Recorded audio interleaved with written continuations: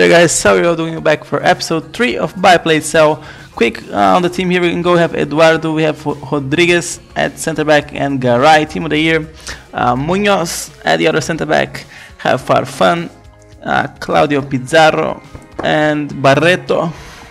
And the left mid we have Vargas and we have Lucas Barrios.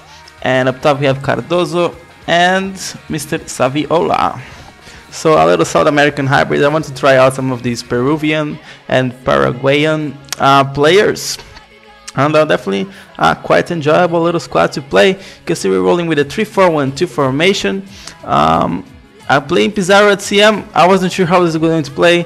Took a little bit of a shot. But before I started playing this tournament, I was playing a few single matches. And I scored like 40 goals in the first 5 matches.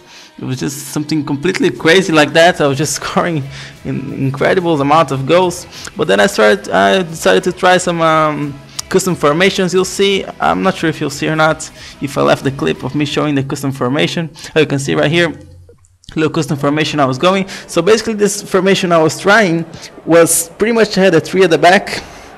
And then I pushed Vargas back to sort of a left wing back spot.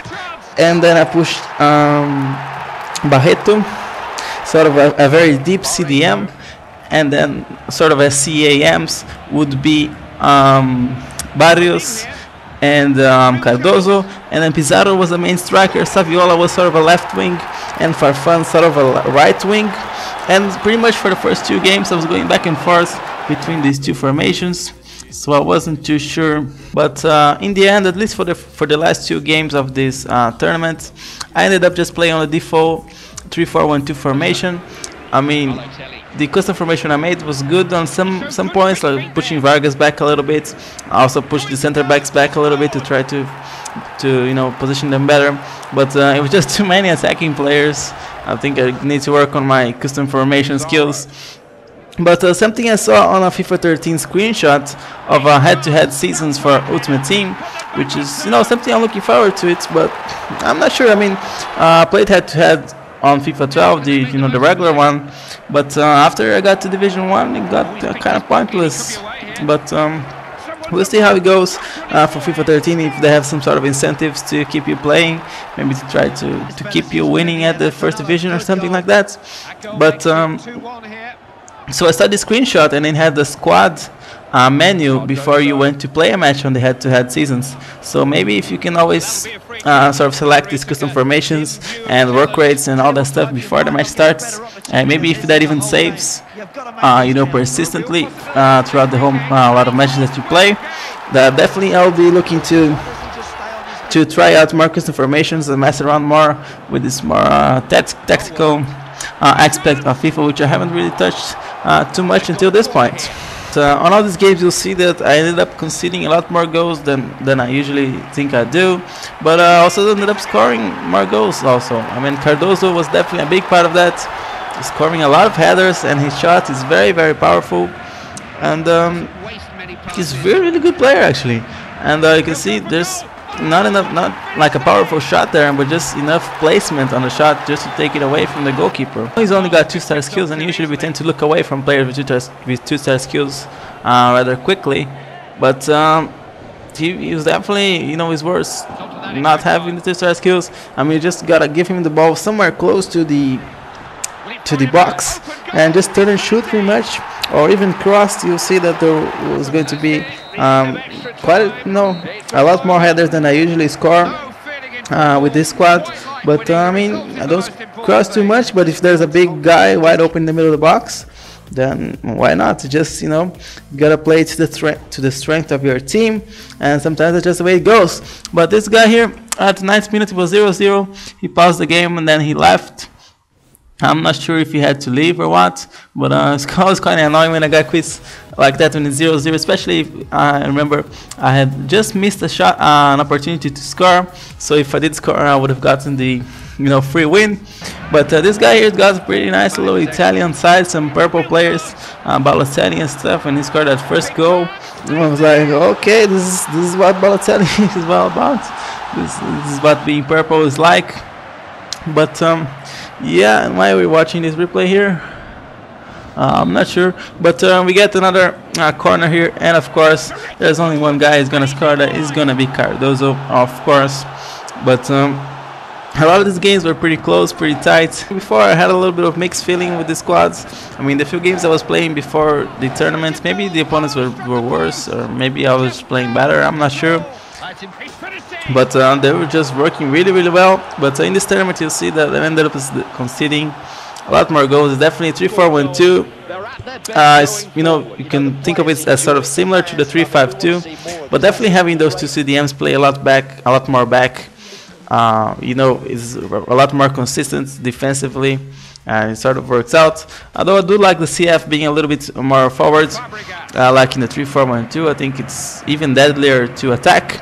We're moving on here to the final, and it was definitely a tough match. This guy was a good player, but I want to talk a little bit about sort of what kind of things are you expecting from FIFA 13. What's sort of your biggest thing that you're looking forward? For me, it would have to be maybe the attacking AI, because I mean, I don't know about you guys, when I'm playing, the things that are like that I complain about, I don't complain about people doing certain things, I complain about the game. So sort of say, if a guy is crossing a lot, I mean, I think if a guy wants to cross a lot, he should be able to cross a lot.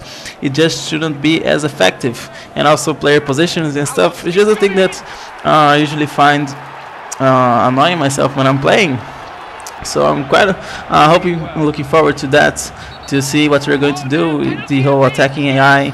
And I'm sure they did some touches on defensively as well. But we're losing the game 2-1 here, and on the 88s or 87s, can't quite see right now, but we're only one guy we're going to put on. It's going to be Cardozo. I'm not sure how many goals he scored for us in this tournament, but he was definitely the top scorer.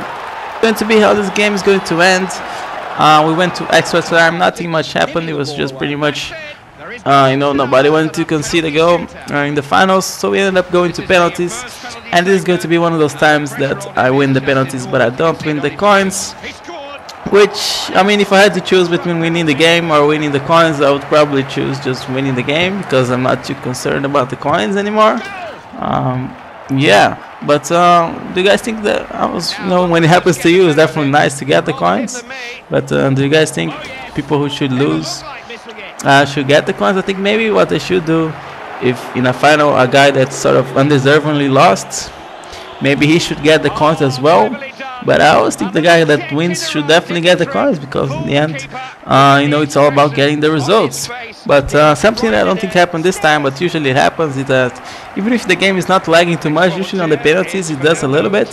So the first penalty the guy shoots, he usually misses the green, so he tries to compensate that by shooting in the middle, so that he doesn't miss, you know, the whole goal.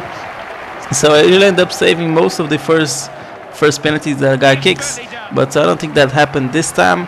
But we're coming up to the last two penalties here. He's got one penalty with Mr. Fabregas, and he's going to score. But we're going to have one last penalty here, which is going to be Mr. Barreto, which is going to kick the winning goal here for us, so to win the Advanced Cup once again. But basically with these three teams that I did the buy play sell, I think with two of them I won the Advanced Cup twice, and one of them I lost in the finals once. So it was a pretty good performance, I think, overall.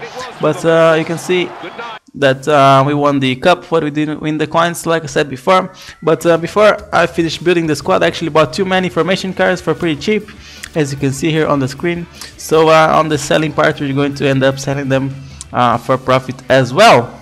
So you can see now on the screen the profit was 14k, which is not that much, but every time you're making profit, that's something you're doing right. But I forgot to talk about one player, which was Vargas. He was probably my favorite player, and I think he's probably like the perfect left mid for a 3-back formation. He can attack and defend very well. One game which I didn't show here, but he got like 5 assists for me, I think. Definitely a very good player to keep an eye out, maybe for FIFA 13 now. But anyway, hope you enjoyed this little series. Thank you for watching. I will see you next time, and bye bye.